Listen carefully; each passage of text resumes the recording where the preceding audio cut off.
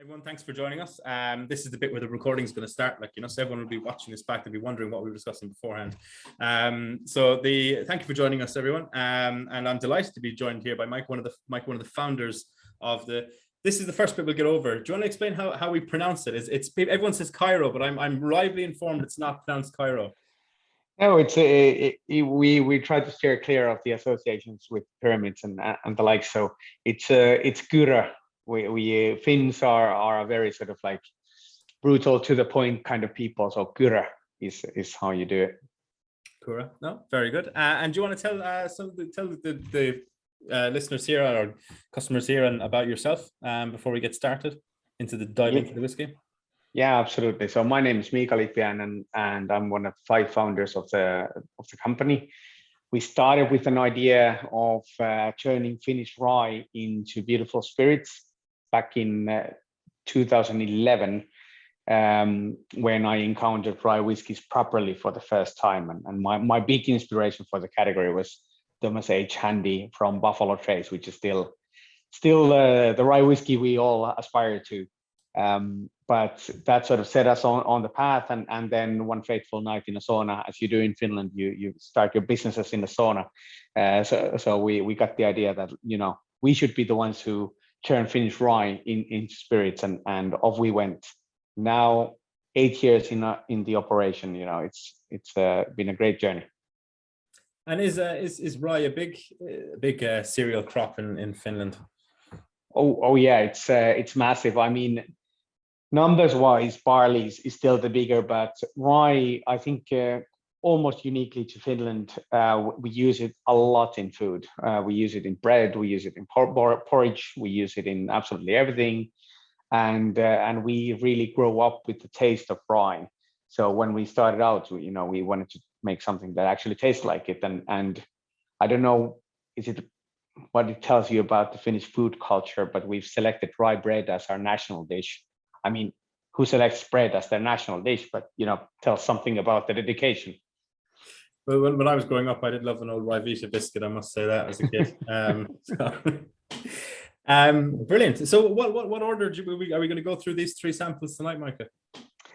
Yeah, let's start with the Kyrö malt, which is our sort of like base or core SKU, and then do the wood smoke to give you a look into what kind of variety we can find in how to make rye, and then we'll move on to the actual Kyrö's Choice sample for the W Club, so which is in ABV terms, but also from a flavor profile, the most powerful here.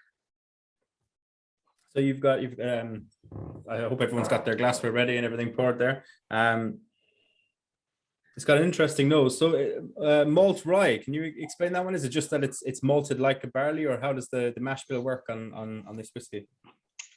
Yeah, so when we started on this path, we decided that it's going to be a very no compromise kind of path for us. So it's going to be 100% rye, all from close to our distillery, and we'll malt it. So we get that toastiness and that softness coming in from the malting to the grain. So the malting process itself is fairly conventional here. Would be kind of the same you get with barley. There are big differences in how rye works as a grain, but I want to talk about those when we've had the chance to taste a bit. But on the nose already, you get the rye, and you get a couple of other elements that are present in all our liquids. One is driven by a very long fermentation, over 140 hours of fermentation, and the other one is that we only work with whole grain rye. So we use the whole grain all the way to the stills. We don't lauter, we don't filter or anything. So let's have a sip. Love a taste. What's the finish for Slangeva? Kippis. Sorry. Kippis. Kippis. Yeah, it's quite easy to remember from keep pissed. Andreas was on the ball already. Get pissed, says Andreas. So yeah. So here I think it's worthwhile while you digest that to talk about few qualities of rye. And I mean, we're at 47.2%, so we're not quite at cask strength, but we're definitely not watering it down a lot either. So we're keeping it robust. So for rye, and this is a bit different in the malting process as well, rye doesn't have a husk per se. So it only has the solid grain part, and all the flavor builds up on the outer core of the grain. And in Finland, we get 12 to 14 weeks of growth season. It's not a whole lot. So the grain itself stays quite small, but it gets at the height of summer around this time, about 22 hours of sunlight up where we are. So you get a grain that's very intense in the flavor profile, but small, and therefore filtering or lautering it would absolutely strip away from the taste of the rye. And we had to keep that as the core characteristic here. While in barley whiskeys, you don't really taste the grain per se. You taste some elements that come through distilling, but rye has a definite core taste to it, and that's what we got here. No, it's really interesting. It's interesting how different it is from the nose to the taste. Like, it's got a kind of almost like a sour, but I mean in a positive way, kind of spicy nose. And then it, on the palate, it doesn't hit that way at all. I don't know what everyone else thinks if you're sipping along. And what's the length of this maturation? Sorry again, Miika. So the maturation would be about 4.5 years. That's close to where we eventually want to be. So while you can buy the Kyrö rye malt out of well-equipped stores, like obviously the whiskey shop, the flavor profile will evolve slightly over the next couple of years, especially when we've built up different distillery stages, and when we start getting liquids out of the newest stage, you'll see a bit of a twist there. But 4 to 5 years is probably where we want to be with the core SKU. And as you can see, we use quite brisk casks. We use a combination of ex-bourbon and New American oak with a very, very small component of Oloroso used in the blending process. But you keep quite a fresh profile on it. No, it's incredibly drinkable. I actually wouldn't have guessed it was even 47%. It doesn't hit that hard. It's spicy, but it's you can tell it's coming from the grain rather than the actual the ABV. Just in terms of you're saying about the cask maturation there, and also I suppose tying that into the environment, the climate, which we were discussing very briefly when you talk about seasons before we went live. You were saying about the Thomas H. Handy, was it that was the rye that you were that was inspired by the part of the BTAC collection, which is they're phenomenal. They're I think the Pappies are maybe a bit on the overrated side, but the whole collection as a whole is brilliant. Yeah. They obviously, so much of that you have the fact that it's a rye, the mash bill makeup of those whiskies, but they are also being driven by that virgin oak, by the environment in Kentucky, the humidity that they get in those stacked warehouses. How have you tried to kind of replicate that? Have you tried to differ from that? How has your kind of approach to that side of things gone? So as we are from a new whiskey making region, I mean, we in Finland, we used to be meat, potatoes, and vodka people. Keep it very simple. Nowadays, we're trying to bring the art of making and maturing whiskey in there. But there's really no history of these mash bills that we use or this climate that we're in. How does whiskey behave? And the same was kind of noted by the regulatory authorities in Finland, where we had to go through a very lengthy consultation process of how do you build a whiskey house? What does it look like? What elements and what conditions can exist in there? And we ended up with some very sensible things and some very weird things. I mean, we've got 200-liter encasings where if you go above that, things get very messy. But if you keep within that, the structure itself is pretty clear.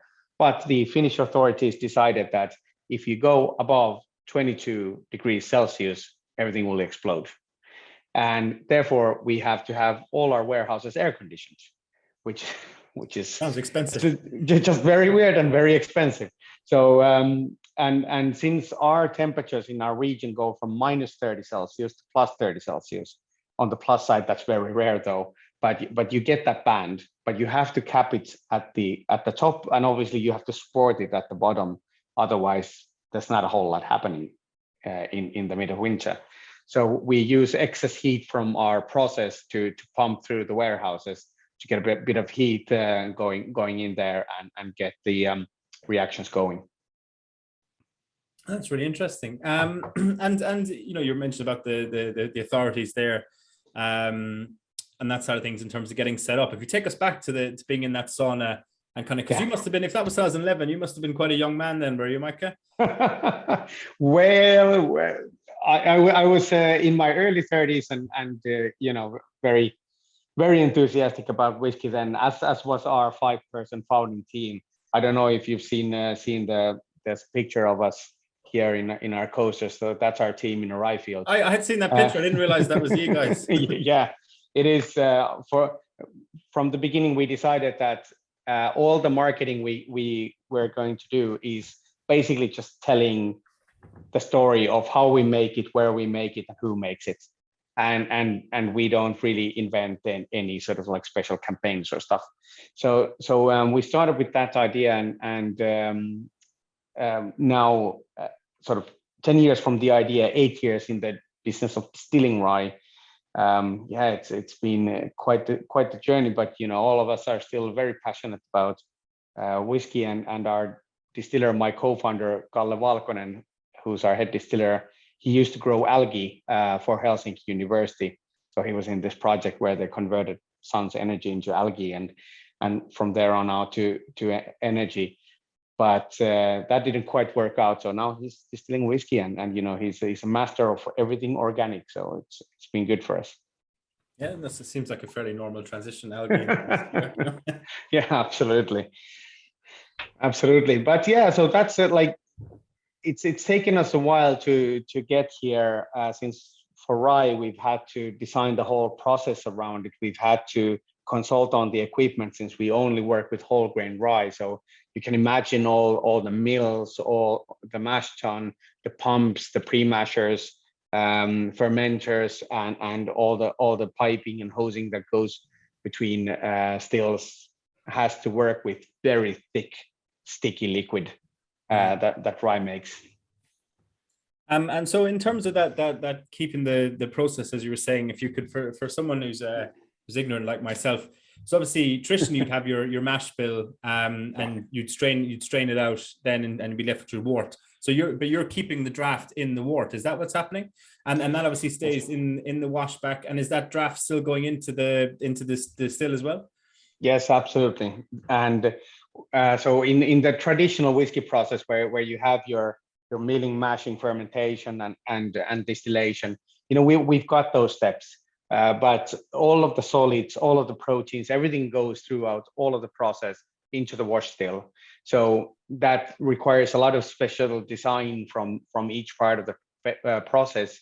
And in the fermentation, when we have the plus 140 hours of fermentation, you know, the engines powering the blades in the fermenters have to be super powerful in order to keep things going.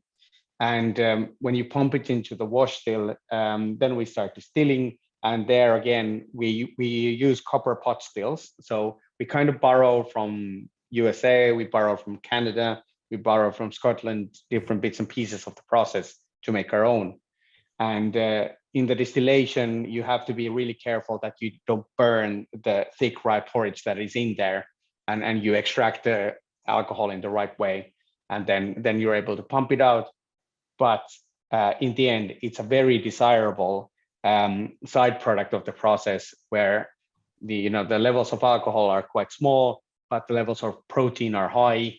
So local ranchers and farms are really eager to take it.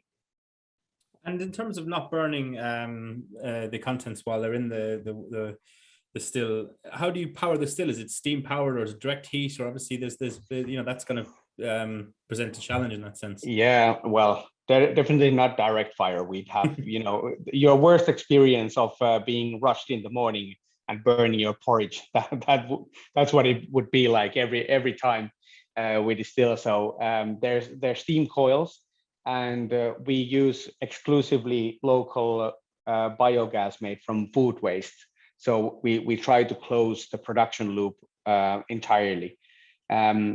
We're not big for declaring ourselves like carbon negative or positive or neutral, but suffice to say, all our energy is renewables, and we circulate it both in the process and in the area of the distillery. So that goes into the steam coils, heats up the liquid, off we go. And our setup is currently a 9,000 liter wash still and a 7,000 liter spirit still. Oh, very good. Excellent. Well, I have a few more. I know that everyone here tonight is quite quiet. They're quite slow on the old typing, but I think maybe after the next whiskey, once they limber up the fingers, I'm hoping for a few questions. I definitely have a few more, but will we come on to the wood smoke? I'd say I'm definitely. Yeah, absolutely. And this is a good time again to speak about another feature of how we've grown up with rye as a nation. So let's take a whiff and a sip first, and then I'll speak about like how something like this comes about. Here's, I nearly poured the rest of my bottle here. If you haven't seen the full bottle, it's still in pre-release stage, but we're shifting into a permanent product this summer.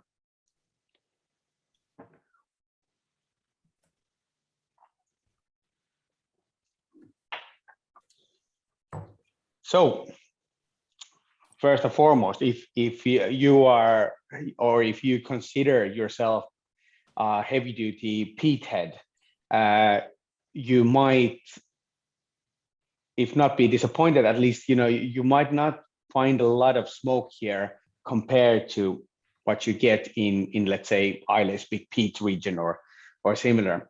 But there's a reason for it. Why it's so delicate, and why for me it's kind of like not walking to a bonfire, or walking to a bonfire and it's been out for 30 minutes and you still get that slightly saline metallic taste in the air floating about, and it's almost like an afterthought of a fire. So with growing rye in Finland, as I mentioned, we have a short growing season, but also it's good to know that all the rye we plant is winter rye. So when you harvest, you have to be out there planting again before the ground freezes. So your rye goes into the ground, gets snowed over, the snow protects it for the winter. And when the snow melts, you start growing immediately. So you kind of maximize the growing season there. And when that happens, and historically, when all farms were just human powered, you had a very short time period in between of the harvest and replanting. So you had to quick dry your rye in order to make it keep for the winter. So what you do is you tie it in sheaves, you put it on the rafters of a barn without a chimney, and you burn a bonfire underneath of mostly alder wood, some beech wood. Birch would be great from a sort of heat perspective, but it gives us often acrid smoke. So this is what we want. We want a very soft, delicate smoke on it, and alder is the best type of wood to provide that. So rather than in Scotland, where you got the smoke taste coming almost accidentally into the process through maltings and using peat as the fuel for malting, here it's a way to dry the rye rather than a malting process. Mm-hmm. Interesting. And it is definitely, as you say, it's almost like, the bonfire's been out or is in its dying embers, or it was only small to begin with, like a Swedish log or something, Yeah. But it's definitely interesting. It's not too dissimilar to the first one on the nose, but it kind of, the more you sit with it, the more it kind of changes a bit. Christopher in the chat says loving the smoke here. It's quite gentle, but very enjoyable. I think I'd be 100% agreement there. Yeah, thank you, and I definitely agree. Might be my favorite mash bill. Obviously, we've got a ton of mash bills still in development and lots of trials to run. Obviously, we only work again with local 100% rye, but we're really displaying how much you can do with rye. So, like you said, look, there's a definite rye component here, which is similar to the first one, but then a whole nother twist where we don't have to use casks to do it, but just give breath to how rye works out. Jano says woody and dry on the tongue. It's definitely, it's got a lovely almost like salted caramel just or butterscotch kind of hint at the back of it. That's not one of the dominant flavors, but it just kind of lingers there at the end for me, and yeah, it's very pleasant. Sea salt on the end, says Maya. Alan says both very smooth for the alcohol by volume. Interesting maturation process. Chris says, do you measure the smoke in a similar way to barley, i.e. parts per million? He's just interested in a comparison. It's a good question, and we do get asked this a lot. At least right now we don't, and I'll tell you why. As I told you, we keep all of the rye intact, so what we call it a whole grain process all the way throughout. So you'll obviously you'll have a lot less ppm on the surface of it, but since the whole grain goes through all of the process versus in barley processes, you lauter it, you end up getting much more from much less. So we haven't measured, but this might have only a couple of ppm in it, and we'll have more robust and more smoky recipes coming up. So we're now trialing a mash bill with peated malt, but it's with peated with using Finnish freshwater peat, which is it's very different since you know the land in Finland is very old. It's come up from the sea way before the Scottish Isles. So you'll have freshwater influence there. So again, very different, but more smoky. Mm-hmm. Yeah, no, it's interesting, and I mean, I think both of these, for what they are and everything you just described in terms of the mash bill, the process, the circular nature of trying to, you know, heating the stills with waste food, which is really fascinating. For £50, I think they're good value, which is what we retailing them at the moment. They're kind of good value for that kind of, you know, something that's a bit different if you're looking to either for yourself or as a gift to try and get something that's a bit left of field. So yeah, I mean, and in that line, could you maybe explain a bit about the idea behind the labels, because the labels are quite striking. Yeah, absolutely. Alan had his hand up, I think. Did Alan have a question or? No. Do you have a question, Alan? Or? No, I think. Okay, no. All right. So yeah, the label design is. We started out with a couple of ideas for the labels, and all of it centered around how can we project at the same time quality and the dedication which we use to make the liquids, but at the same time make it very clear that we do recognize we're from a different territory, we're from a new area, and we make a new style of whiskey, and we don't want to make the 5th best Speyside whiskey out there. We don't want to make the 8th best US style rye whiskey. It's just going to be our own. So here you see a couple of the ideas, you know, with the foiling and everything, we try to tell about, you know, our commitment to quality. But then with the copy, for instance, the text copy here, we try to bring out our personality. And the whole idea here between this sort of cut text was that it's kind of like it imitates miscut one roll of label, where we get the font to really be striking and really get a standout from the shelf. And the idea behind this font is from an old war memorial that's next to our distillery. So when we came to the distillery where we are, it's a beautiful stone dairy built in 1908, and we figured that, we're in a fantastic place with a fantastic history. Let's borrow it and honor it rather than try to make up made up stories of historical characters drinking rye whiskey in Finland. They haven't.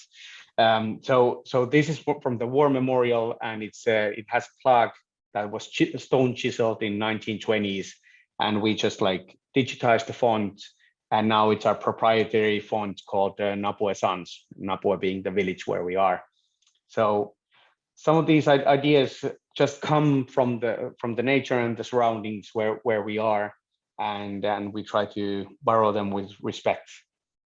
No, it's really cool.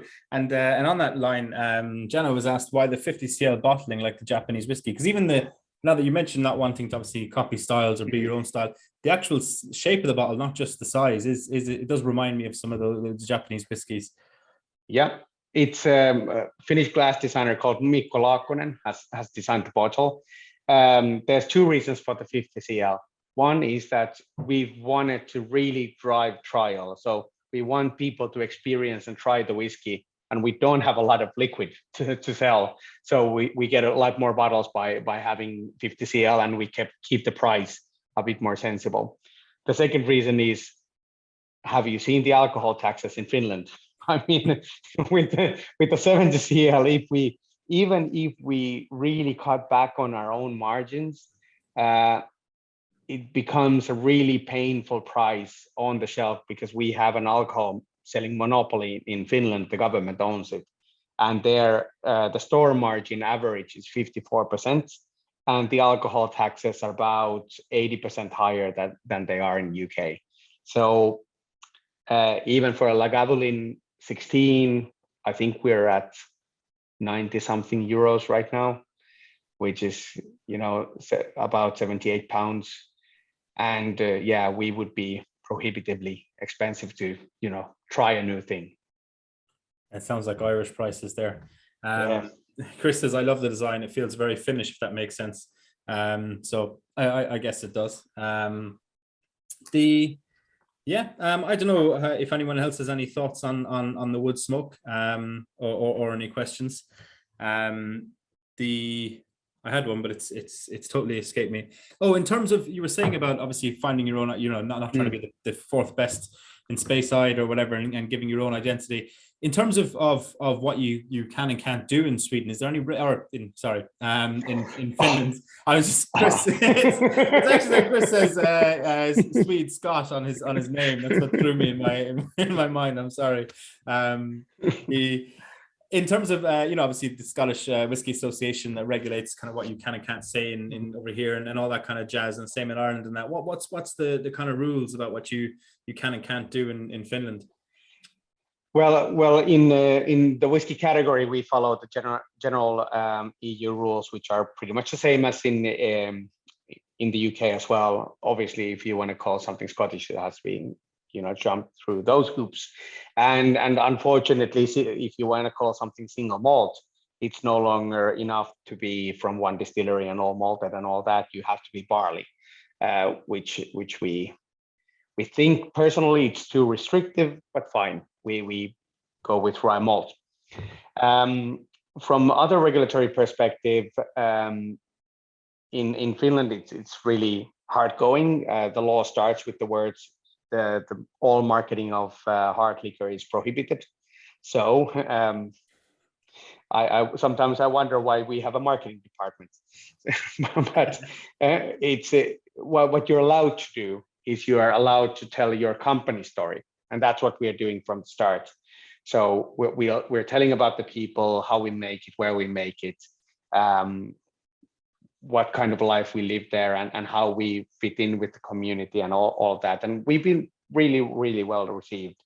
I don't know if any of you have run into our gins. So we make some rye-based gins as well, and we currently make Finland's best and third best selling gins. So as a company, we've been very well received, and now finally we're getting the whiskeys out. And what's the kind of competition? Is there many other whiskey distilleries? Not a whole lot. There's 3 other companies actively making whiskey right now in Finland. There's about 11 or 12 craft distilleries out there. But we're a young scene. I mean, the government used to do all for us. So before we joined the EU, the government was imports, manufacturing, distribution, and retail of all alcohol.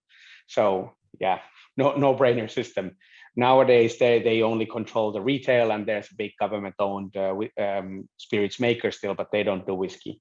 So I guess it's up to us to kind of lead the way in some point, some shape or form, and then we call upon our Nordic colleagues and our colleagues from Europe and the UK to really drive, for instance, the rye whiskey as category. So Stauning from Denmark, Oxford Artisan from England, Store Club from Germany. Might look like competition, but we really are working towards the same goal, driving European rye forward. Mm-hmm. No, that's interesting, and obviously with the not being able to market it in a direct way, that must be difficult, but it must also force you to innovate, and enhance the kind of, for want of a better word, that kind of uniqueness and quirkiness of your kind of story is must be driven by that for that same reason. So and in terms of that ban on marketing, how far does that extend? Like, if you're outside the country targeting Facebook ads into the country or something, is it what's the extent of it? Well, that's world, I suppose, Yeah, that's kind of the stupidest thing. I mean, we've got a very particular reading on EU directives. The Swedes read them differently. Our officials read them so that we have to abide by Finnish alcohol laws when marketing inside the EU, which means all of our marketing is prohibited. That's why we've had to set up a company in Germany, and the German company does all the marketing inside the country. The regulators told us very frankly that our interest stops at the border, and we're like, okay, maybe when we just need to go out then. So sometimes like things just get weird, but I don't like to complain too much. I mean, whiskey is not only a project of some months or years, it's a generational project, and things will change eventually. And I'm here in the UK, one of my co-founders is in Germany. We're getting along, and we're growing the brand, and we're growing the category, and most of all, we're putting some great liquids out there. So that's what we like to do. Mm-hmm. Definitely. And speaking of great liquids, will we come on to the W Club single cask? Yes. This is I really like the cask profile here. Obviously, this is from the quite early days of when we've distilled, and 2016-17 turn of the year was a big time for us when we finally got to separate the gin and whiskey making lines. And this is from around those times.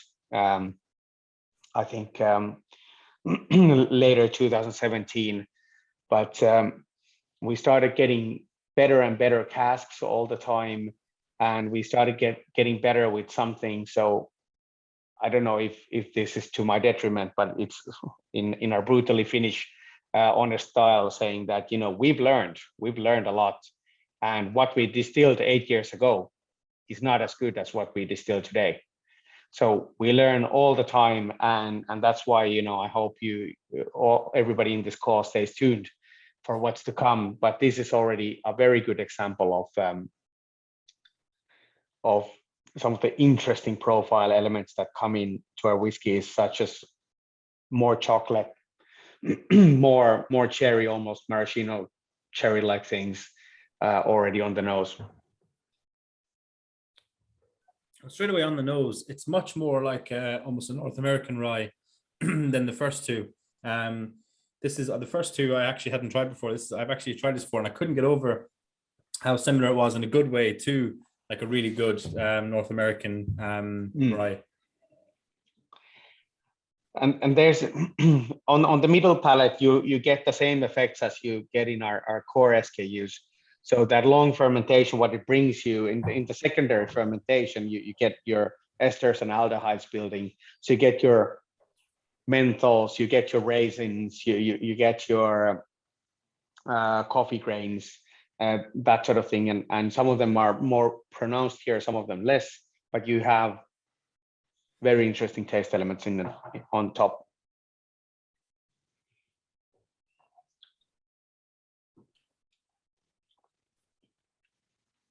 And the finish is a small bit longer than the other two as well. Yeah. No, it's quite interesting, and that kind of spice lingers just for that touch longer as well. And yeah, there is a bit more of those burnt orange flavors as well, which Maya touched on there. No, it's a lovely whiskey, if I do say so. Not being biased because it's the club one. Well, obviously we wanted to give you something special, so. Yeah, even though you basically just said this was the stuff that we couldn't get rid of, that we're better now. No, I mean, this is approximately the same age as our core SKUs that we just tasted would be, and kind of from the same era, but obviously this is a single cask, so for the core SKUs we'll use some younger stuff, some older stuff as well to balance out the blend.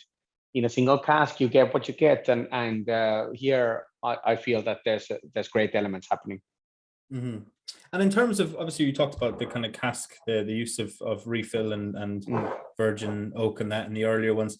Obviously this is a single cask, but the first two, what kind of quantities is going into the vatting in terms of number of casks roughly? Are they big, or is it quite small batch? It's I'd say the ones that we've tasted now as samples from the core SKU, we started with vattings of about 10 to 12 casks, and we've moved up in the quantities now recently. So we're now getting that bigger uptick from when we started distilling whiskey in a separate line from gin. So now we're up to about 18 to 22. Right, interesting. And Maya said in the chat there, I'm a big fan of the 90s Lot 40. Is Lot 40 that was a Scottish blend, was it not? Or... No, it's a Canadian one. It's actually one. Yes. Yeah, Hiram Walker's. There's a guy, very mad professor-ish guy, Dan Livermore, who's the master blender at Hiram Walker, and we actually learned a whole lot from him. So there's a number of people in the industry we're really indebted to. One is obviously Drew Mavell from Buffalo Trace, their master blender, for first of all, introducing us to rye whiskeys and that a rye and whiskey can produce something so beautiful. But Don Livermore is fantastic in the sense that he's taught us a lot about blending, and we kind of follow the Canadian style where we have a strong core mash bill, and then we've got hugely powerful casks like Oloroso or Vincent or Port or whatever, and then if we want to do something special, we blend at the end, and we concentrate on improving the core all the time. So if you're like, since we are from a new region and we're playing with so many new variables, if we just have random casks and start in this cask and then recast that into that and those into those, we'll never learn. Well, we have to have a very structured way of learning how to make better whiskey all the time. No, that makes perfect sense. And it was VAT 69 was the whiskey I was thinking of. Yeah. But Maya's comment actually says it's love that whiskey in spades. It's just perfect rye. I thought only the Canadians could produce that back then. I stand corrected. I found the new favorite without needing for auction. So what a win. Thank you. Brilliant. And Alan says much better than German Dunstone and Swedish Macmira. Great flavor indeed.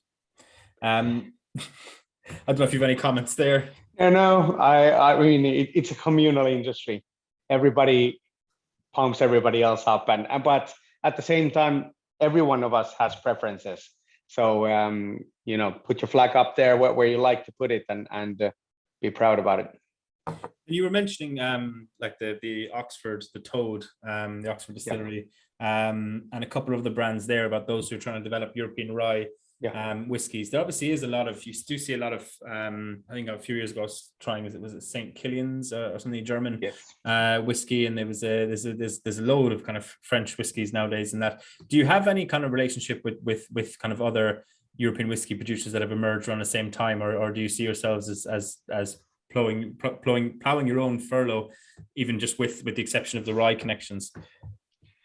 No, I do see that there's a budding communality here in the scene, and we've already worked, especially in Germany. We've worked with Stork Club and Stauning over there. We hope to do some work here in the UK too, and we're working with other producers. So we've done our bit with Teeling. We've done our bit with well, that was on gin side. So we're now, next week we're actually going to Maison-Ferrand to talk about what we could do together with plantation. So it's a very communal industry, both inside the the rye distilling community, but in a wider sense too. And we've been so happy about being welcomed. I mean, all of us, we started as amateurs. None of us were from the industry. So we just rang up people like, can we come and distill at your place? So we've been at Færøylohan in Denmark. We've been at Zuidam with Patrick Zuidam, who's a true pioneer of European rye, and lots of other places. No, that's brilliant. Maya's a comment there saying American rye is more spice. How come this is so orange and sweet flavors coming through? Well, that's an excellent question, and there's multiple stages of the answer, but I'll try to keep it short. One is the quality of rye. And I know it's super banal to say, our water is the best, our grain, whatever. But we were recently visiting Midwest Grain Products, MGP, if you know the distiller behind a lot of your favorite US craft brands. So their head of operations said they can only buy North European rye anymore, German, Swedish, Finnish, Polish. Because US rye is just not fit for distilling from a taste perspective. And so the quality of rye is really the first point of difference. But I'd say the biggest one is the nature and length of fermentation, where in the US, you super strip your grain for sugars, you get the alcohol as fast out as you can. For us, it's a delicate, slow process with a secondary fermentation. After we don't get any more alcohol, we just get esters and aldehydes. We get those flowery notes, get those mentholy notes in. So there, where Philadelphia rye at 95% rye mash bill goes very spicy, we go actually quite sweet. Mm-hmm. No, interesting. And Andrew has a question about enzymes, and about the use of enzymes. I suppose that ties into what you're saying, though. They're obviously within that long fermentation. There's enzymes that are going to be active in that naturally, I presume so. Yeah, and since we use malted rye, we don't need to kickstart the process with enzymes as you do with a lot of US style whiskey making of rye. So the only enzymes we use are for the surface tension, because rye is a massive foamer when you start mashing and fermenting it. So it's only for the surface tension release, and actually even for that we've gone vegetable oil recently. So no more enzymes for us. And Maya also has a question about the owning a taste area, which was those geographical indicators, the GIs that the European Union released. Because obviously Irish pot still has one, and it's kind of controversial because there's some places outside of the EU that are making things that they're calling Irish pot still and that kind of thing. And have you, I presume one of those don't exist at this stage, but have you bumped up against them? Have you had any issues with geographical indicators or restrictions in terms of what you can and can't say in regards to the mash bill, or what you're describing the whiskey in that sense? Well, the use of single malt obviously is the big one, but other than that, not really. We'd like a GI, but we see a couple of problems. Our local scene is so small that you'd need many more producers to convince on the EU level that this deserves its own GI. So Finnish vodka has a GI, but that's on the back of us having a massive government-owned producer from way back when, and they sort of like got it through when we joined the EU. But for now, we're kind of wondering what's going to be the configuration, since truth be told, although I like their whiskey a lot, we've got almost nothing in common with High Coast in Sweden or Terenpeli in Finland, but we've got a lot in common with Stauning in Denmark or Stork Club in Berlin. So it's kind of like what the GA would be like if we get it. Would it be European rye whiskey? Okay, then what is common to European rye whiskey? That's a hard ask to really strictly define. Or is it Nordic rye whiskey or Finnish? So it's some years down the line when we can even start talking about it. Mm-hmm. No, it's fascinating. No, that's fantastic. I don't know if anyone else has. I've actually finished my dram here, so I don't know if anyone else has anything they wanted to ask Miika while we had them, or if there's anything you wanted to share with our W Club members before we paused for the evening. No, for me, I mean, I just really appreciate this chance to be here and talk to you and taste some rye whiskeys together. And as Luke said, they sell our products, this special cask and the regular SKUs, and I'm sure other SKUs in the future as well. And then if you're ever in Finland, you have to come to the distillery. It's in Iso-Kyrö, Finland. It's not exactly in the way, but it'll reward you if you come. So please. Brilliant. No, that's fantastic. I will definitely take you up on that next time I'm in Finland. Chris says, before we finish there, we do have a couple of questions. So Chris says, I wanted to ask if the famous long drinks will be coming to the UK. They are great. So what are these long drinks?